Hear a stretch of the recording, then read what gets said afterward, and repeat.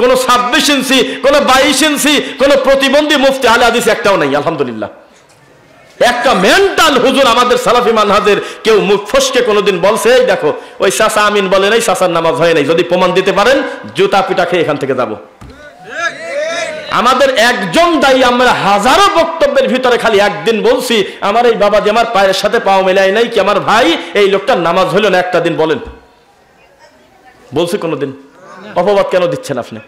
কোনদিন আমরা যদি প্রমাণ দিতে পারেন কোন মানুষকে বলেছি ওই লোকটা নাভির নিচে হাত বাচ্চার জন্য লোকটার নামাজ হয় নাই, তাহলে আজকের এই মাহফিল থেকে জুতা খেয়ে যাবো ইনশাল্লাহ। তাহলে কাদেরকে আপনি অপবাদ দিচ্ছেন? আল্লাহর কসম আমরা এই কর্মগুলোকে আপনার সাথে বাড়াবাড়ি করার জন্য করি না, আল্লাহ রাসূলের সুন্নাত মনে করে করি। কিন্তু আপনি কি করলেন? আপনি পাও সেগায় দাঁড়ায় লাখো মানুষের সামনে আল্লাহ নবীদের সালাত নিয়ে ব্যঙ্গ করে দিলেন, আপনি প্রবাসীদের কটাক্ষ করে দিলেন, আপনি যে ওখানে বিড়ির মুতা সাফ করে, ওখানে ময়লা সাফ করে। আমি কিন্তু ছোট মুফতির কোনো আলোচনাই আনবো না। বাংলাদেশের সবচাইতে মোটা হুজুর, সবচাইতে পাহাড়ি হুজুর যে মুফতি, এই সমস্ত মুফতির কথা বলবো।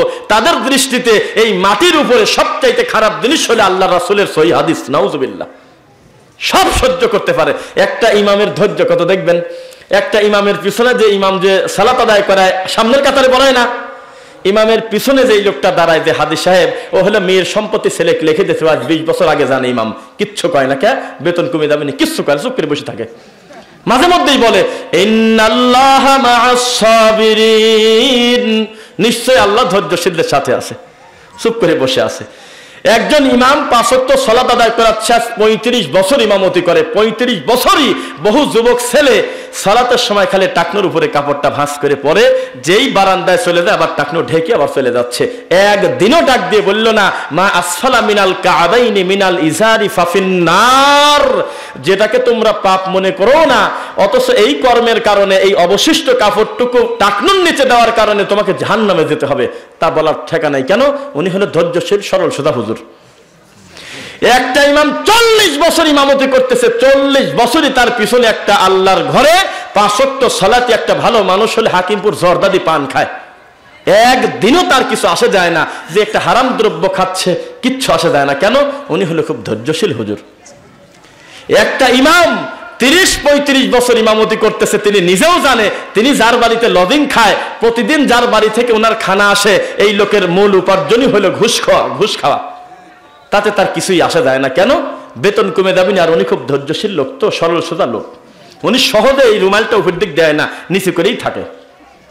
একটা ইমাম জানে যে আমার এই আল্লাহর ঘরের ভিতরে বহু মুসল্লি বান্দার হক নষ্ট করে, সুদ খায়, কত অন্যায় অবিচার করে, এই ব্যাপারে তার কোনো বক্তব্য নাই।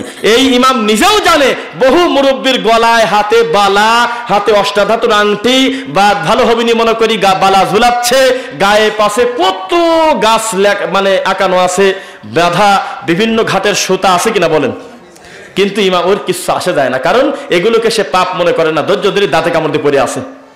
উনি হলো ধৈর্যশীল হুজুর। এত বড় সরল সোজা হুজুর, 30 বছর যাকে আমরা মনে করেছি বাবা এর মতো সরল সোজা লোক হয় না, যাকে তাকে জড়া ধরে বলে যে আপনার আব্বা জামাকে কত মহব্বত করতো, তার মানে মিলাদুলি যাতে 200 ধরে দেয়, যাক তাক ভালো কয়, সবই খালি মাথায় হাত দেয়, খালি কয় যে বাবাজি আমাকে কত মহব্বত করে, কে বাবাজির নামাজ পড়ে পারো না, বাবাজি দাওয়াত দিতে পারো না, শিরিক বিদাত করতেছে দেখো না, কুফরি করতেছে দেখো না, মাজারে সেজদা দেয় দেখো না, ও সব কোলের মধ্যে করে নিয়ে বলতেছে যে আমি সবাইকে ভালোবাসি। এই সরল সোজা হুজুর খালি একদিনই রাগ করছিল, সর্বপ্রথম এই গ্রামের মানুষ দেখছে, ওই মুফতি সহজের আগে নাই। কোন দিন রাখছিল?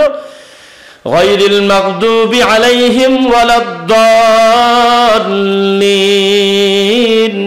ওই দিন ওয়ালাদ-দাল্লিন বলছে, পিছন থেকে একবারে পিছনের কাতার থেকে খালি আস্তে করে শোনা গেছে আমিন।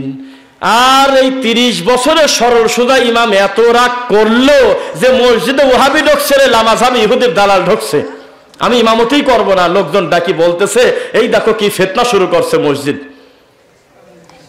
এত সরল সোজা হুজুর সুদ মানি নিল, জেনা মানি নেছে, বান্দার হক মানি নেছে, তাবিজ বেচে খায় মানি নেছে, জর্দাদি পান খায় মানি নেছে, সব মেনে নিয়েছে, কিন্তু আমিন মানতে পারে নাই। কারণ এটা এমন একটা পাপের কাম, এটা এমন একটা জঘন্য অপরাধ যে জেনার চাইতে খারাপ, আর কোনোদিন আল্লাহর ঘরে বলার জিনিস না।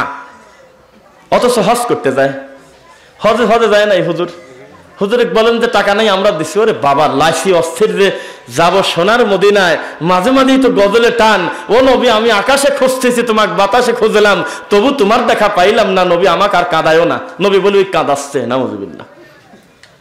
কেউ কেউ তো আবেগে বলে দেয়, ও আমার সোনার নবী, আজও তুমি উম্মতের জন্য মদিনায় শুয়ে উম্মতি উম্মতি বলে কাঁদতেছ। এইভাবে কি নবী বড় করা যায়? তিনি জান্নাতের বিছানা তার কবরে থাকবে, উম্মতের না, শুধু সারা বিশ্বের শ্রেষ্ঠ মাখলুকের নাম হলো মুহাম্মদ সাল্লাল্লাহু আলাইহি সাল্লাম। সে বলে কবরে এখন বলে কাঁদতেছে বলে, আর ও মিলাদ পড়লেই বলে হুজুর এসে দাঁড়া থাকে, কাণ্ড কারখানা। এইভাবে কি একজনকে বড় করা যাবে? তারপর কি হলো? এখন এই হুজুর হজে চলে যাচ্ছে, তার ডানে বামে সামনে পিছনে হাতে গোনা তার মতো জাতি মুফতি বাদে ম্যাক্সিমামই তো তার বিপরীতে আমল চলতেছে। বোঝা যাচ্ছে না মনে হয়? যেগুলিকে সে বোঝা মনে করে বাংলাদেশে, ইহুদির দালাল মনে করে, ওহাবি লামাজাবি বলে গালি দেয়, এই হুবহু এই কর্মে বাংলাদেশ ভারত পাকিস্তান বাদে সব তারাই ম্যাক্সিমাম। ওখানে হুজুর আর কথাই কয় না, কারণ কথা বলতে ওখানে খাবি মায়ের। ওখানে তো কথা বলেও তো বিপদে পড়ে যাবে, জানে যে না সত্য তো। এখানে তো সামান্য কিছু টাকার লোভে, একটু তাবিজ বেচার আশায়, একটু দুনিয়াবি সামান্য, ওয়া ইন্নাহু লিহুব্বিল খায়রি লাশাদীদ। এই হুজুর নেমক হারাম কেন? একটু বেশি পাওয়ার আশায়, দুনিয়ার একটু বেশি কিছু পাওয়ার আশায়, সামান্য কিছুর আশায় দুনিয়া বিক্রি করে খাচ্ছে। খাচ্ছে কিনা বলেন? ইসলাম বিক্রি করে খাচ্ছে। এখন আমরা বলি, এই বিদ্যা, এই বুদ্ধি, এই রকম ধৈর্য নিয়ে লোকটা হজে যায় কিভাবে? বোঝা যাচ্ছে না মনে হয়? এই কর্মটা তুমি জীবনেও যদি না করো, আমরা কি কোনোদিন বলছি যে লোকটা নামাজ হলে না? অন্তত এই কথা কি বলছি কোনোদিন? এই সুন্নাতটা আমার ওই ভাইটা আমল করে নাই, কিন্তু আমি করার কারণে কি আমি কাফের? এই কি একটা কথা? ইহুদির দালাল, এটা কি ছোটখাটো শব্দ? লামাজাবি, এটা কি ছোটখাটো শব্দ? ওহাবি, এটা তো যদিও ভালো শব্দ ওহাবি, কিন্তু এটা তো তারা গালি মনে করে বলে কিনা? সরাসরি চলে যাই আমরা আলোচনায়। মানে আয়াতে যেটা বলেছিলাম, রাসূল সাল্লাল্লাহু আলাইহি ওয়াসাল্লাম হলে আমাদের কলিজার টুকরা চাইতে প্রিয়, ঠিক নাকি? তিনি আমাদের আবেগ, তিনি আমাদের ভালোবাসা। তার আনুগত্য ছাড়া আল্লাহর কসম জান্নাতে যাওয়ার পরিকল্পনাই হারাম, যাওয়াই যাবে না, কোনো উপায় নেই। কেন? জান্নাতে ঢুকবেন, জান্নাতের মালিকই তো বলে দিচ্ছে, আতিউল্লাহ ওয়া আতিউর রাসূল। আমাকে যদি পেতে চাও, তাহলে আমার রাসূলের অনুসরণের মাধ্যমে পেতে হবে, ঠিক নাকি? ওয়ালা তুবতিলু আমালাকুম। তার সাথে যদি আমল হুবহু না মেলে, তো তোমার আমলই বাতিল। বোঝা যাচ্ছে নাকি? তাহলে সেই রাসূলের মান কত, এটাকে শেষ করা যাবে? এই রাসূল সাল্লাল্লাহু আলাইহি ওয়াসাল্লাম মারা গেছেন নাকি বেঁচে আছে বলে মনে হয়? এটা বলে টিকাই কঠিন।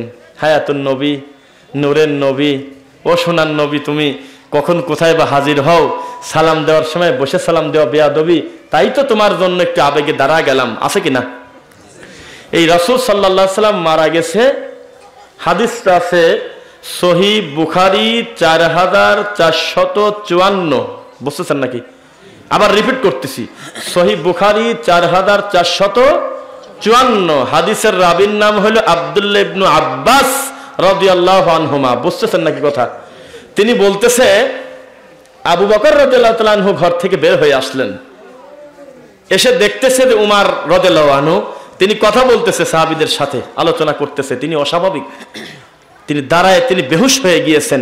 স্বাভাবিক পরিস্থিতি হতে পারে? আল্লাহ রাসূল মারা গিয়েছে লাশ সামনে। তখন উমর রাদিয়াল্লাহু তাআলা আনহু, আবু বকর রাদিয়াল্লাহু তাআলা আনহু বলতেছে, ইজলিস, তুমি বসে পড়ো, ইয়া উমর। উমর রাদিয়াল্লাহু তাআলা আনহু, তুমি বসে পড়ো। উমর রাদিয়াল্লাহু আনহু সঙ্গে সঙ্গে বলল, ফাআবা উমর। ফাআবা মানে কি জানেন? ফা মানে অতঃপর, আবা মানে অস্বীকার করে বললেন তিনি, যে আমি বসবো না। বসতে বলছেন, তার নামটা কি একসাথে বলেন দেখি? যিনি বসতে বলেছেন তার নাম কি?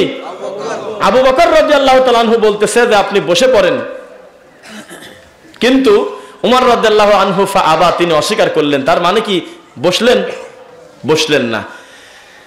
এখন সাহাবায়ে কেরাম উমর রাদিয়াল্লাহু তাআলা আনহুর কাছ থেকে ঘুরে গিয়ে আবু বকর রাদিয়াল্লাহু তাআলা আনহুর পিছনে চলে গেছে, তার সাথে চলে গেছে। তখন আবু বকর রাদিয়াল্লাহু আনহু মুখ দিয়ে বলতেছে, ফামান কানা মিনকুম, তোমাদের ভিতরে যে কেউ ইয়াবুদু মুহাম্মাদান সাল্লাল্লাহু আলাইহি ওয়াসাল্লাম, তোমাদের ভিতরে কেউ যদি মুহাম্মাদের ইবাদত করে থাকো, পূজা করে থাকো, তাহলে এ কথা ঠিক, তোমরা যাকে পূজা করেছো, ইবাদত করেছো, আজকে ইবাদতটা খতম হয়ে গেল, মুহাম্মাদ আর দুনিয়াতে নাই সাল্লাল্লাহু আলাইহি সাল্লাম। ওয়া মান কানা মিনকুম ইয়াবুদুল্লাহ। কোন আলোচনা ছাড়া দিয়ে চলে যান, এভাবে কি বুঝতেছেন না তো? না, এটা আমি বুঝলাম না। আস্তে করে না হাতে দিয়ে চলে যাবেন, বুঝতে পারবেন ইনশাল্লাহ। আমাদের ভিতরে তো নারায়ে তাকবীর এগুলি নাই, তো আল্লাহকে খুশি করার জন্যই বেশি দিবেন ইনশাল্লাহ। আর আমি খুব শান্তি তৃপ্ত, এই মাথা গুনলে যে পরিমাণ মানুষ আছে তার চাইতে অনেক বেশি আপনারা টাকা পয়সা, অনেক বেশি আন্তরিকতা দেখিয়েছেন আলহামদুলিল্লাহ, আমরা যতটুকু দেখছি। এবং হাফেজ সাহেবের কথায় তাৎক্ষণিক আপনারা 10 জন 10,000 টাকা দিয়েছেন, আল্লাহ আপনাদের দানকে কবুল করুক, আল্লাহুম্মা আমিন। কিন্তু রানিং মাহফিলে কেউ টাকাটা নিয়ে এসে ডিস্টার্ব করবেন না, কি খারাপ মনে করলেন? রাগ করবেন না, একটু তাকবীর দিয়ে দেখি কেমন হয়। খালি ওদের বিরোধিতা করবো কেন? আসল তাকবীর তো আছে কিনা? লিল্লাহি তাকবীর।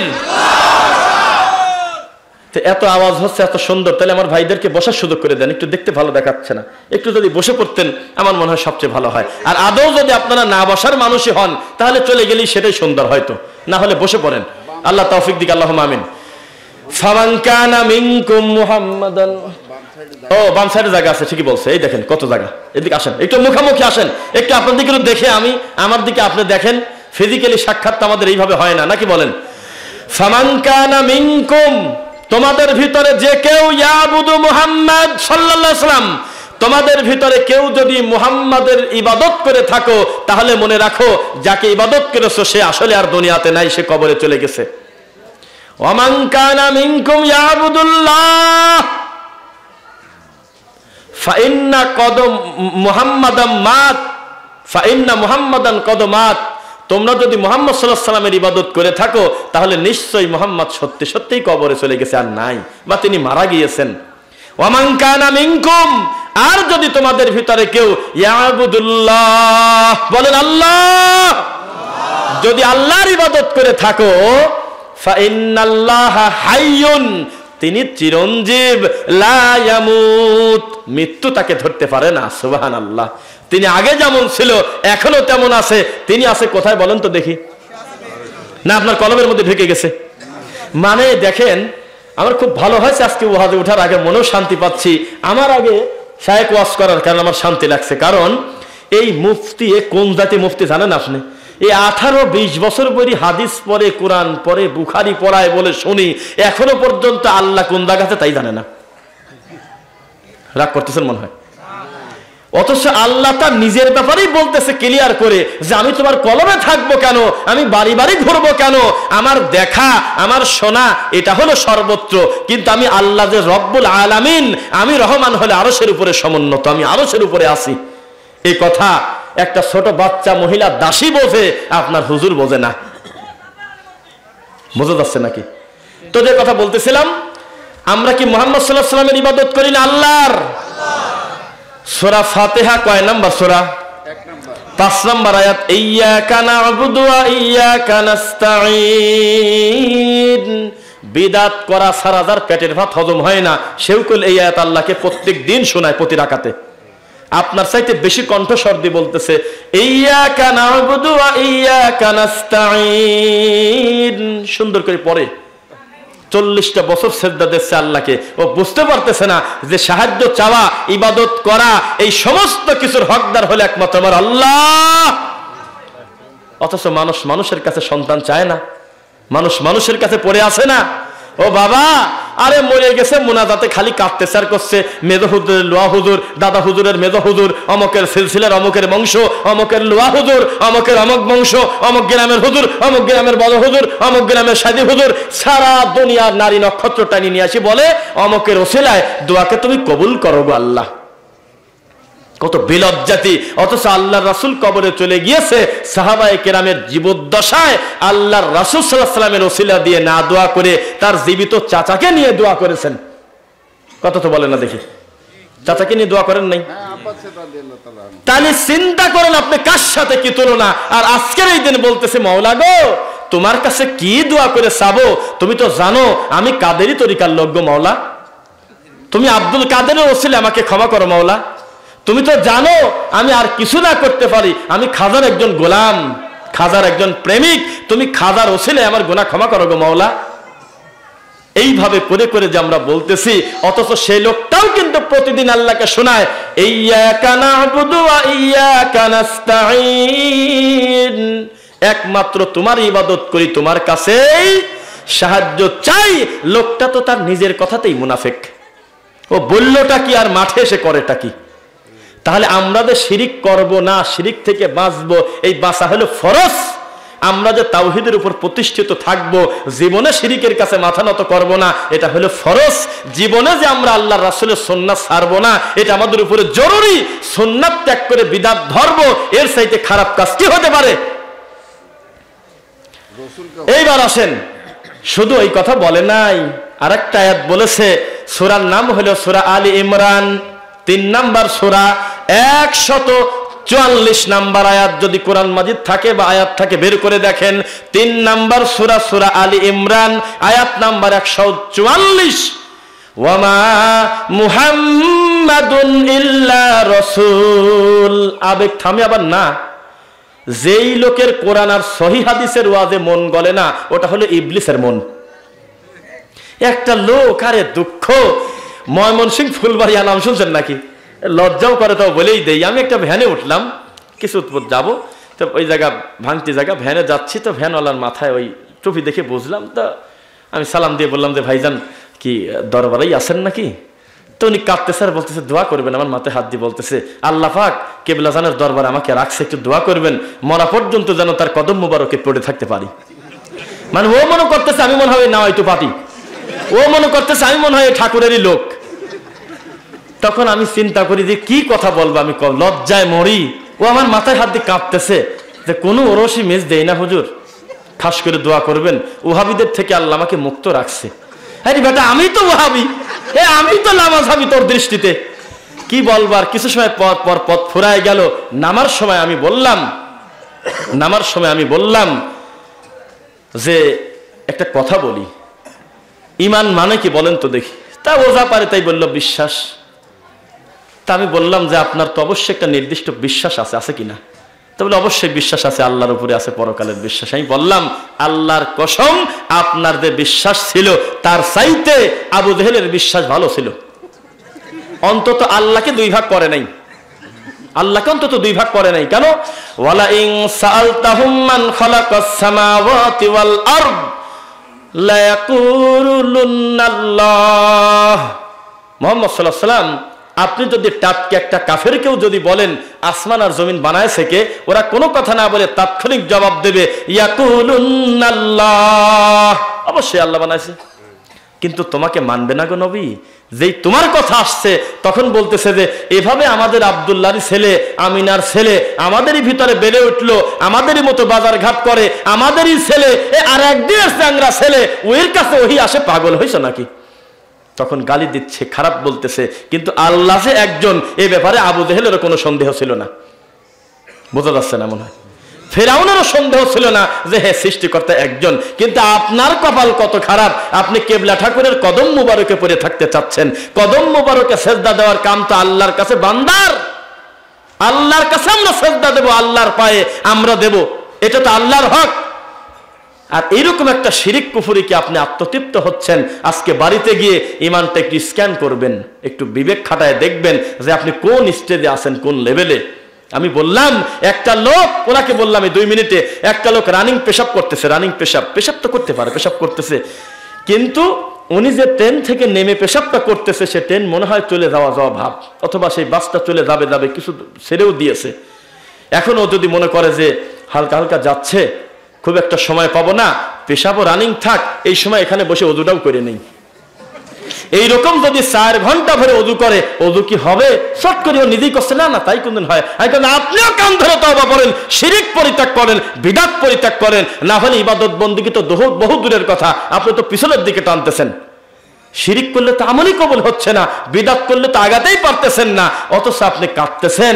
এই চোখের পানির 4 ভাগ 1 ভাগ যদি শেষ রাতে আল্লাহকে শোনাতেন আর বলতেন আল্লাহ মরা পর্যন্ত আমি তোমার কাছেই সাহায্য চাই, তোমার ইবাদত করব, কোনো ঠাকুর পূজা করব না, ইনশাআল্লাহ আপনি জান্নাতি হতেন। তারপরে উনি কেন জানি কৌতূহল বশত আমাকে হয়েছে বলেন, বলেনটা কি আপনি? আমি বললাম যে আপনি কোন কারণে মানুষের কাছে গিয়েছেন? একটা সর্বনিম্ন একটা সাধারণ মুরিদের একটাই দাবি, আমি তো গুনাহগার মানুষ, কিন্তু আমি যার কাছে আছি সে তো নেককার।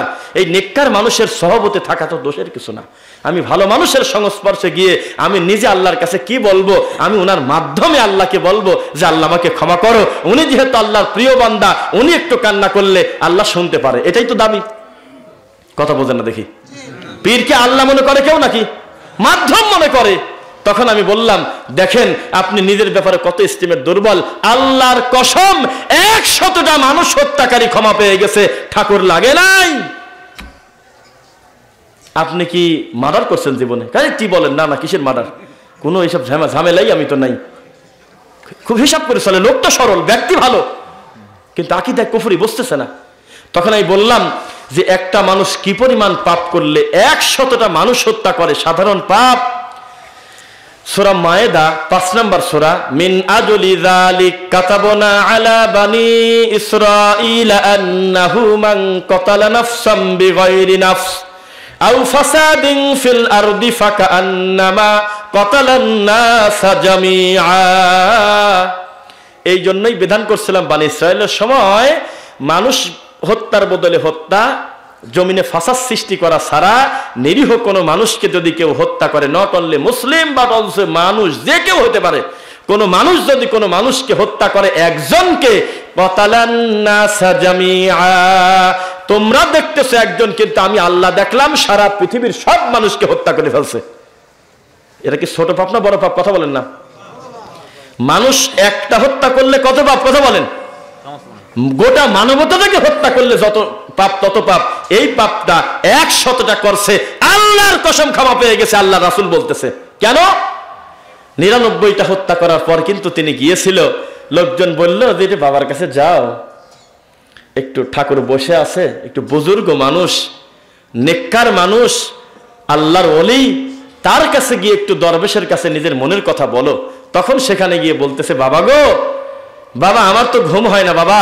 বানি ইসরাইলের ঘটনা, once upon a time, many many years ago, আমরা জানি না কবে ঘটনা, অনেক পূর্বের কথা। আল্লাহ বলতেছে তার রাসূলকে দিয়ে যে আমি মানুষ হত্যা করছি জীবনে 99টা। আমার বালিশ আমাকে ঘুমাতে দেয় না, আমার বিবেক আমাকে খালি কুরে কুরে খায়, অপরাধ বোধটা আমার ভিতরে খুব কষ্টে আছে। আমার এই গুনাহ কি কোনোভাবে ক্ষমা হবে কি? আপনাদের কষ্ট হচ্ছে নাকি? তখন সেই বাবা বলল, এক বেটা, একটা হত্যা করলে সারা পৃথিবীর মানবতা হত্যা, বেটা 99টা হত্যা করে আবার ক্ষমা চাও? উনি তো বুজুর্গ, ও তারা মাছি পর্যন্ত মারে না, মশা পর্যন্ত মারে না, খায়া যাচ্ছে, খায়া যাক। নেককার মানুষ, বুজুর্গ মানুষ, ও 99টা হত্যার কথা শুনেই ভয় পাচ্ছে, কথা তাদের সব ভয় কিনে। তখন ও মনে করলো জাহান্নামে তো এমনি তো অমনি যাবো, তো কাকে নিয়ে নিয়ে রস, ওই শুদ্ধ সেঞ্চুরি করে ফেলছে, ওই জাহান্নামে পাঠা দিচ্ছে, এখন নেন। তখন কত হলো সংখ্যা?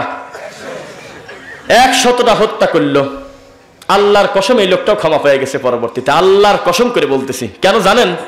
কারণ পরবর্তীতে আর কোনো বাবার কাছে গেল না। তখন ও সিদ্ধান্ত নিল যে এই ঠাকুর পূজাই বাদ। 100টা হত্যা করছে মাওলা আল্লাহ রব্বুল আলামিন, হে আমার রব, এ কথা ঠিক, স্বীকারোক্তি দিলাম। তবে আমার গুনাহ যদি কেউ ক্ষমা করতে পারে, এই জমিনে সে নাই, সে আছে সপ্তম আসমানের উপরে। এই কথা বলে লোকটা মারা গেছে। আল্লাহর কসম লোকটা জান্নাতে যাবে, আল্লাহ রাসূল বলতেছে। এইবার আপনি বলেন, বাংলাদেশের এমন কোন মুরিদ কি আছে যেই মুরিদটা 100টা মার্ডার কেসের আসামি? কোন পাপ করলে মানুষের কাছে রুমাল ধরে পড়ে থাকা যায়? ও বাবা, আমার কলব দাদা হুজুরের কলব, মাওলা দাদা হুজুরের কলব হলে লোয়া হুজুরের, তার কলব হলে অমুক, তার কলব আদম আলাইহিস সালাম, তার কলব অমুক। এইভাবে কলব টানিয়ে বেড়াতে বেড়াতে বলতেছে, আল্লাহ তোমার আরশে মওলায় কলব ছাড়িয়ে দিলাম। আছে কিনা এরকম সোনার চাঁদ? কলব লড়াচড়া করাচ্ছে, খালি টানিয়ে নিয়ে বেড়াচ্ছে, অথচ বুঝতেছে না যে মুতাওয়াজ্জিহা করতে হবে কোন দিকে। ফাইনামা তুওয়াল্লু ফাসাম্মা ওয়াজহুল্লাহ। আল্লাহুম্মা আমিন। আপনি কি মনে করেন একটা নামাজি লোককে সুদ খেতে বলে এত সস্তা কথা একটা হুজুর মাসে 10 করে তুলে দেবো না? ও জিব্বা কেমন নিয়ে বলতে বলেন কি কাকা আমি হারাম খাবো? খাবে না। এক ইমামকে যদি বলেন যে এই লাঠিটা নিয়ে যাও অমুকের মাথার একটা বাড়ি দিয়ে আসেন, ও দিবে না। কেন? এই মানুষের মাথায় বাড়ি দেওয়াটাকে উনি গুনাহ মনে করে। কিন্তু একটা ইমামকে দিয়ে শিরিক করানো লাগবে না, ও জুমার খুতবায় বসে আল্লাহর ঘরে বসে শিরিক করার ট্রেনিং দিচ্ছে, কারণ এগুলোকে ও নেকি মনে করে। বুঝতেছেন না? গ্রামে খালি খবর পাচ্ছে যে একজন খায়, মদ খায়। ওরে বাবা, ইমামের আর ঘুম হচ্ছে না, এই এত খারাপ লোক, এত পাপী, জুমার খুতবায় মদের বিরুদ্ধে খালি ওয়াজ। তখনও পর্যন্ত তার গালের মধ্যে হাকিম পড়ছে অর্ধা কথা বলে না।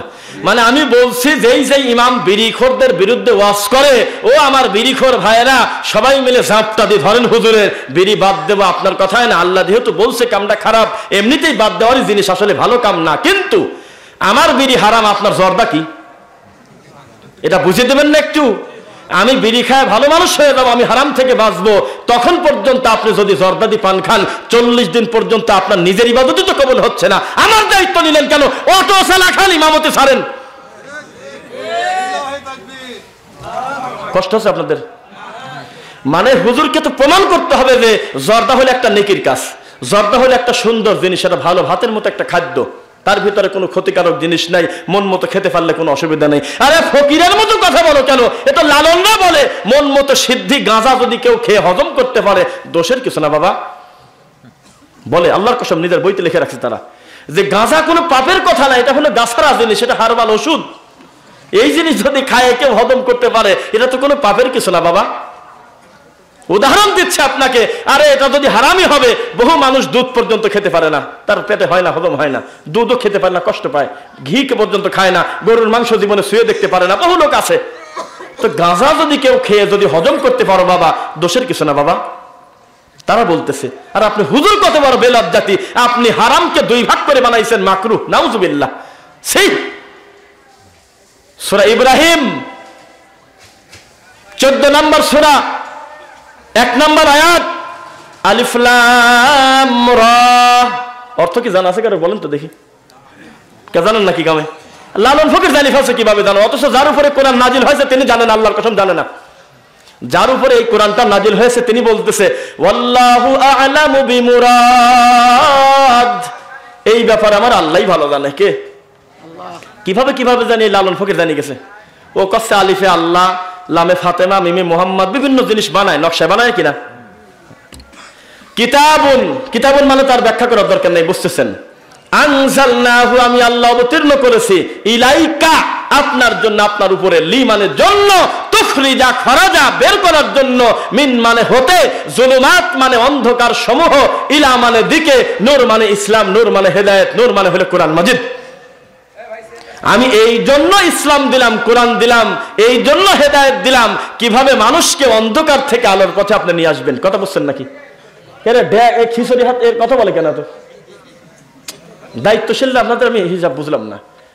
যত সময় বয়ান চলবে ইনশাল্লাহ আপনি চেষ্টা করবেন যে কথা মুখে না বলে কাজ করা, ইনশাল্লাহ। না কষ্ট হচ্ছে আপনাদের? না সালাম দিয়ে চলে যাবো? কেউ কি কয় যে চলে যান? কেউ কয় না, কিচ্ছা বললেও কয় যে চলুক না, আসি, গম শুয়ে পড়ে হাত উঁচু করে, আসি। মানে বুঝছেন বিষয়টা? সিলেট হবিগঞ্জের নাম শোনেন নাই মনে হয়? হবিগঞ্জের নাম শুনছেন?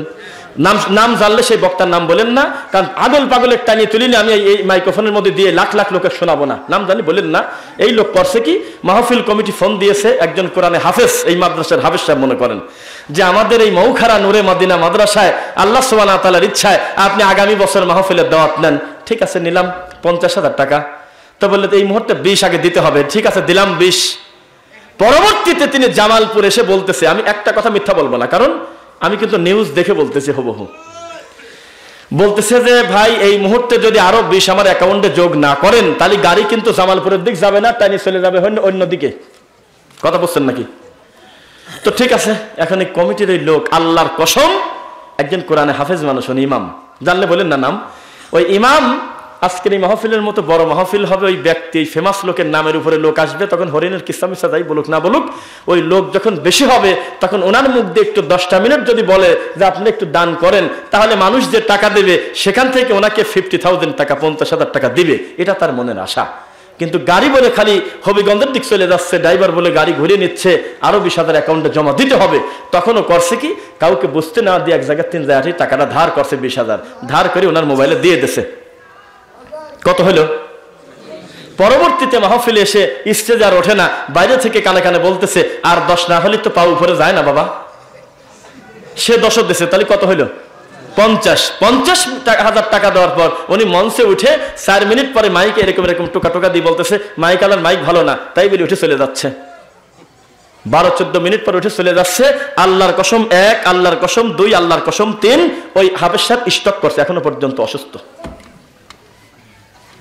অল্প কয়েকজন লোকের সামনে বললে একটা কথা, আমার অনেক মিডিয়া আমার এই কথাগুলো ধরে নিচ্ছে, অনেক কথা ধরে নিচ্ছে, কিন্তু এটা খেলা কথা মনে করবেন না। ওই ইমাম সাহেব এই দুঃখে স্টক করছে, কালেকশন নাই, কিছু নাই, 50,000 টাকা নিয়ে আধারে চলে যাচ্ছে 13 মিনিট বয়ান করে, আরেক জায়গা হয়তো বয়ান ধরবে, তাছাড়া কিছু ওয়াস্ত করার কথা। এইরকম লোকের নামের আগেও রয়েছে হইল মুফতি, বুঝছেন নাকি? তাহলে এই মুফতি ইকুয়াল টু জুকার, সার্কাসের জুকার যাবা, এই মুফতি সেবা। 200 টাকা ধরে দেন, হারামকে হালাল করবি 3 মিনিটে। একটা লোক ভালো ভালো কথা বলছে যে বাবা আকিকার কোরবানি একটার মধ্যে মিশে না দিয়ে, আকিকা একটা ভিন্ন ইবাদত, কোরবানি একটা ভিন্ন ইবাদত। বাচ্চা 7 দিনের দিন আকিকা দিয়ে সুন্দর একটা নাম রাখবেন, চুল পরিমাণ সাদাকা করবেন, রৌপ্য, এটাই হলো সবচেয়ে সুন্দর। মুফতি রাগি ফায়ার, হ্যাঁ দেন তো, যা যা না কয়, বল গেলে আমি বসবো। তুই বুঝবি মানে বুঝলাম না কথা, কয় না হলে আমি বসবো।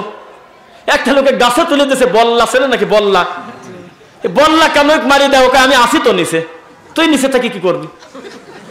কথা বোঝা যাচ্ছে না? মুফতি আপনার ঘরের পর খালি বেদাত শিরিক কুফরি সুমানে টাইনি ঘরের পর সাফা দিয়ে বলতেছে যে আমি আসি তো, আমি আসি তো। ও আসে কি, আসে থাকি কি করবেন? আল্লাহর কাছে বিচারের মাঠে এই উম্মতের এই সহজ সরল মানুষগুলো বলবে ইন্না সাদাতানা ওয়া কুবারানা ফাআদাল্লুনা সাবিলা। আল্লাহ পথভ্রষ্ট করছে কি কামে জানেন আল্লাহ?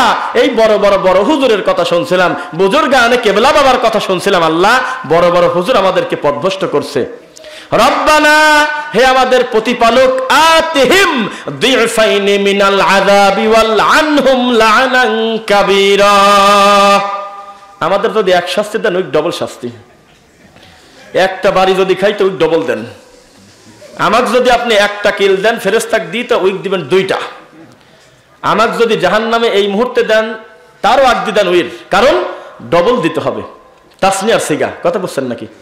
ডবল শাস্তি দেন ওকে। আমরা বলি আমাদেরকে যেহেতু ওরা ভুল পথে পরিচালিত করছে, আমাদের তো বিচার হচ্ছে, আমাদের চাইতে শাস্তিটা ডবল করে দেন। এই বড় হুজুরের ভিতর প্রত্যেক গ্রামে বড় হুজুর থাকে না? বড় হুজুরের কাছ থেকে যাতে ইবলিসি কর্মকাণ্ড ডেলিভারি হয়। মানে আমি জামালপুরে একটা বয়ান করলাম, আমি এরকম পাইনি কোথাও।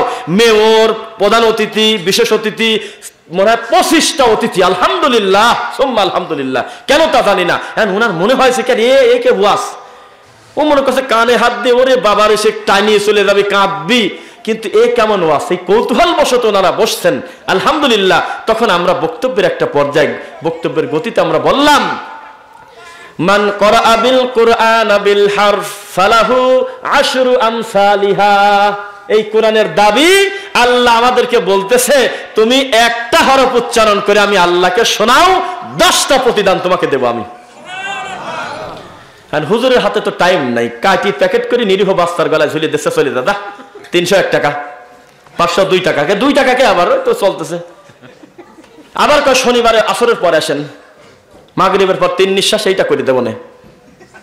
ইবলিস কি গায়ে লেখা থাকে এটা বলতে চাচ্ছেন আপনি? মানে ওই বলা হলে তো কোরআন আবার আয়াত দেয় অনুনাজ্জিলু মিনাল কুরআনি মা হুয়া শিফাউ ওয়া রাহমাতুল লিল মুমিনিন।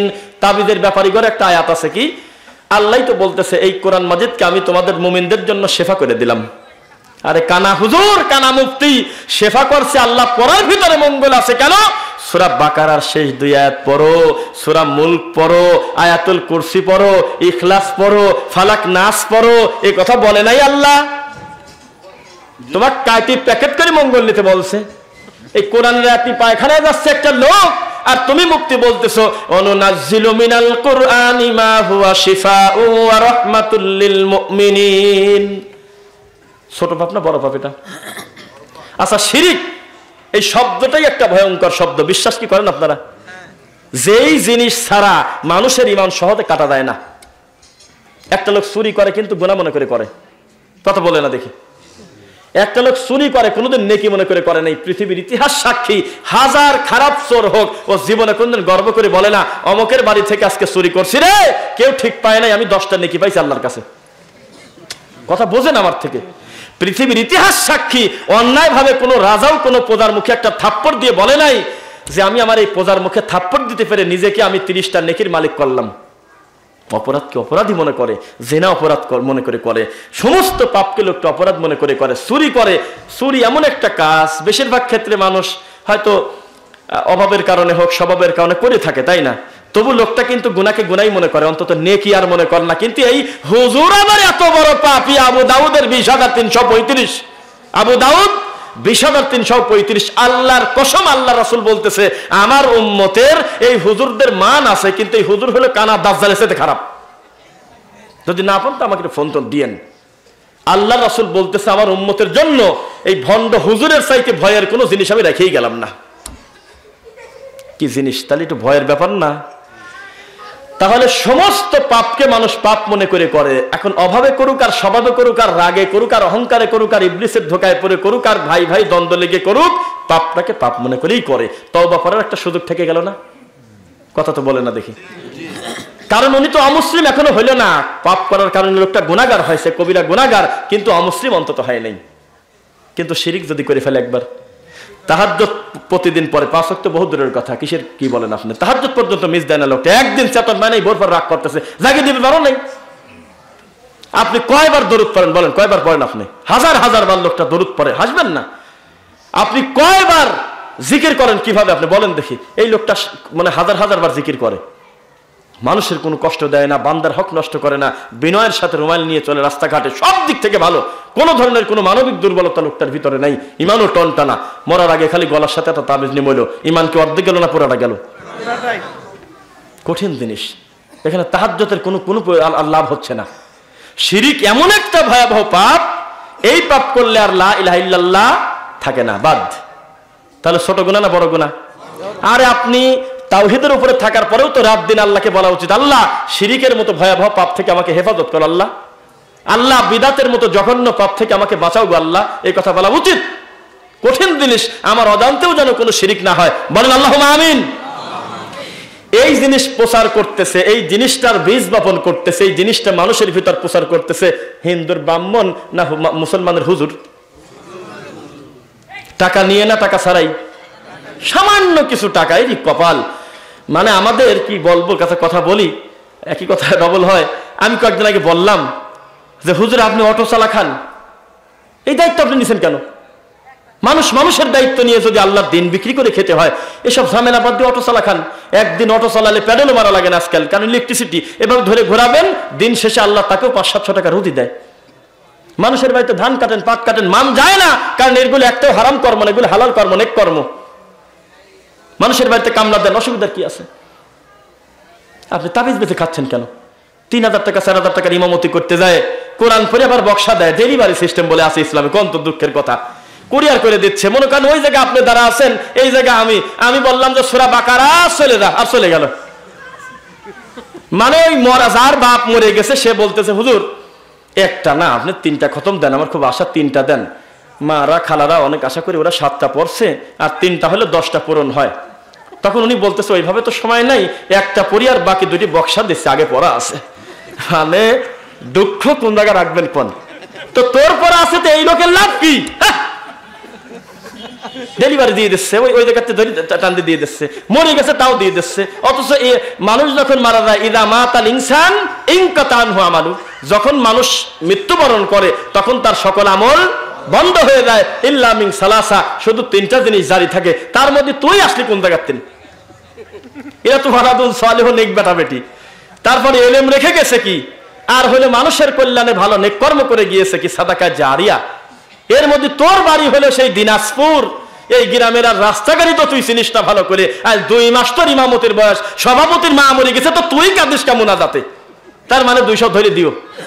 ওই লোকের 4টি ছেলে 5টা মেয়ে, একটা চোখে পানি নাই, আর 4 দিন আগে মরেছে। এখন এই হুজুর খালি কাঁদে। রাগ করতেছেন মনে আপনারা? তো বিষয়টা হলো যে ইসলামের ডেলিভারি সিস্টেম আছে নাই। ইসলাম আপনাকে নিজে সুন্দর হতে বলে, আলহামদুলিল্লাহ পড়েন না কেন? ইসলাম আপনাকে নিজে সুন্দর হতে বলে। কেন?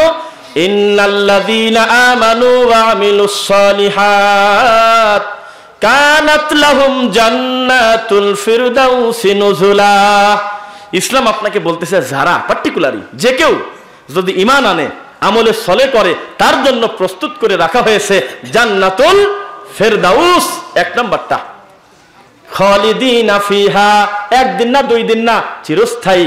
লা ইয়াবগুনা আনহা হিওয়ালা, তার মাথায় ঢুকবে না যেখান থেকে বের হয়ে চলে যায়, বের হওয়ার ব্যবস্থা নাই। আলহামদুলিল্লাহ। অথচ আজকে ডেলিভারি হুজুর, এই কুরিয়ার সার্ভিসের হুজুররা কিভাবে দিনটাকে টুকরা টুকরা করে মানুষকে কোরআন থেকে দূরে করে দিচ্ছে।